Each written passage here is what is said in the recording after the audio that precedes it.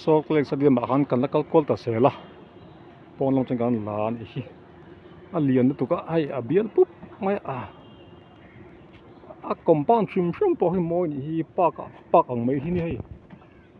compound pe pak ang che hin ke hei nak tak ni hei stadium compound pe kan ni thalak na por hem chan pon hei no lamol mai tha la tok pa mu tur om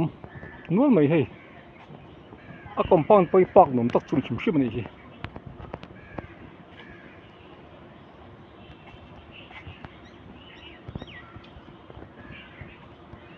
hei chen khat pon thlan la hei ti hian kal nek boka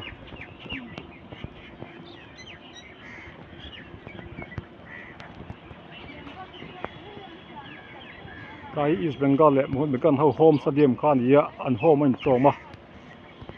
India ma football club lian le Lunber pahin ya